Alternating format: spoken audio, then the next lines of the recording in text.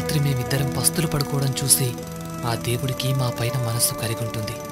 ఆ మరుసటి రోజే నాకు మంచి పని కల్పించాడు.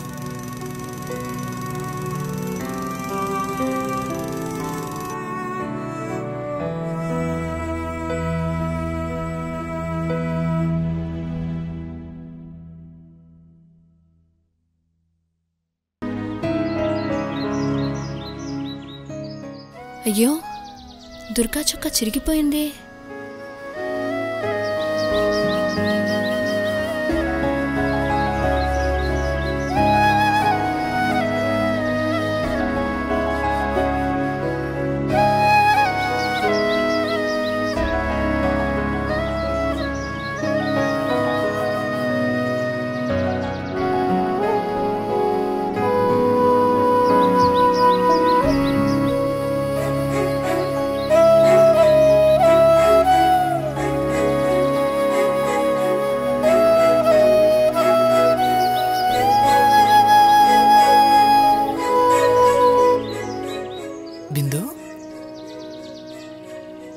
ఏ బిందు, ఏం చేస్తున్నావు? నీ చొక్కా చిరిగిపోతే కుట్టి పెడుతున్నా. చొక్కా ఇక్కడ చిరిగితే మరి నువ్వేంటి ఇక్కడ కుడుతున్నావు? అంతగా ఏం ఆలోచిస్తున్నావు? నువ్వెప్పుడొస్తావునని. నిజమా? ఎందుకో చెప్తే విని మేం కూడా సంతోషిస్తాం కదా. ఇందాకే పక్కింటావిడ చెప్పింది. ఏమని? అదే మరి మరి రేపు మంచి ముహూర్తం ఉందంట. ఉంటే ఆ ముహూర్తానికి మీరు కూడా పెళ్లి చేసుకోవచ్చుగా అంది.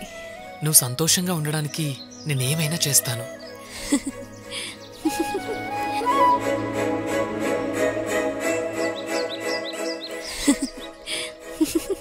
గడిచిన 20 ఏళ్లలో తను నోరు తెరిచిన నేమీ అడగలేదు.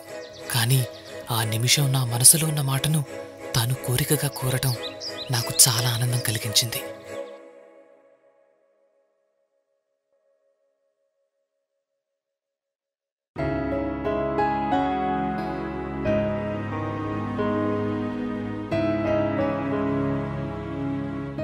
దుర్గా, భోజనం పెట్టాను.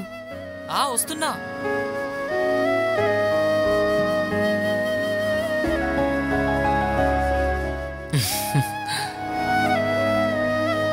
ఇదిగో మన ఖర్చులకు డబ్బులు.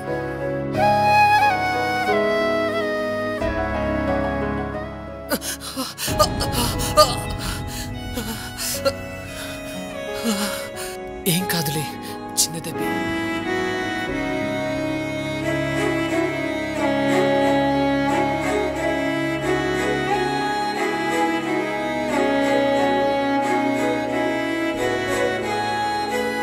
నా సంతోషం కోసం నువ్వెంతలా కష్టపడుతున్నావా?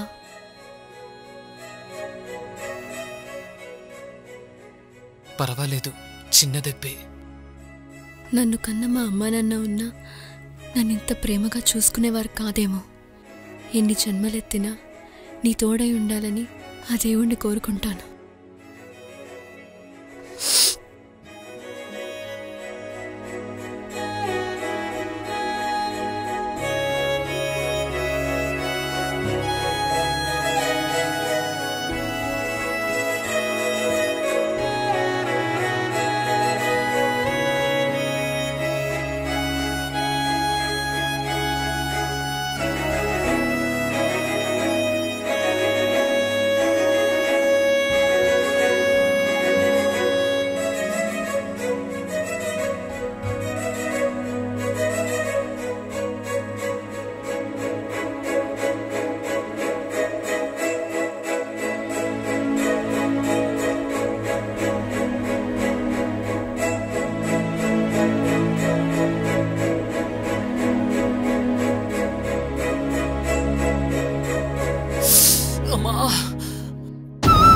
నొప్పిగా ఉందా?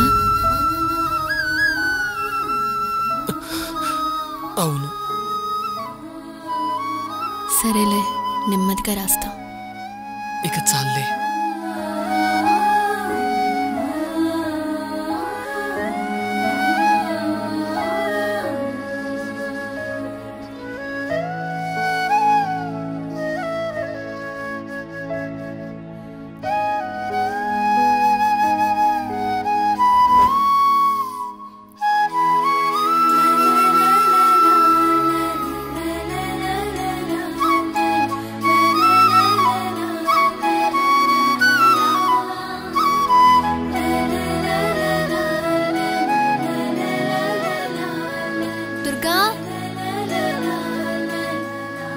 పొయ్యి మీద నీళ్లు కాగినే వెళ్ళి స్నానం చెప్పు. వెళ్తున్నా.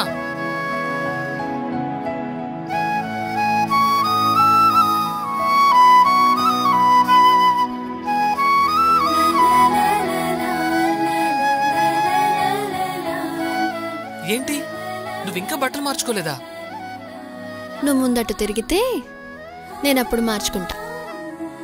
ఎలాగూ మనం పెళ్లి చేసుకోబోతున్నాం కదా, నా ముందు బట్టలు మార్చుకోవడానికి నీకు సిగ్గెందుకు? ఆశ దోష. నువ్వు ముందట తిరుగు.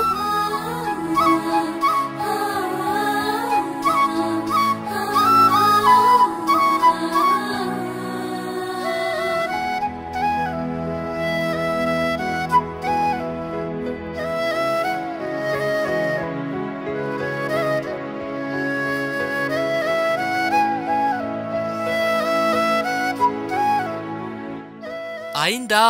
ఇంకెంతసేపు ఇలా ఉండాలి? మీకేం బాబు, మీరిట్టే తయారైపోతారు. ఆడపిల్లై పుడితే అప్పుడు మా బాధ అర్థమై ఉండేది. జాకెట్ వేసుకోవాలి, లంగా వేసుకోవాలి, ఓణీ కట్టుకోవాలి, నుదుట పొట్టు పెట్టుకోవాలి, చేతులకి గాజులు వేసుకోవాలి, తల కూడా దువ్వుకోవాలి. సర్లే, అవన్నీ నువ్వు చూసుకోగాని ఆ తల మాత్రం నేను దూతాను. దా కూర్చో.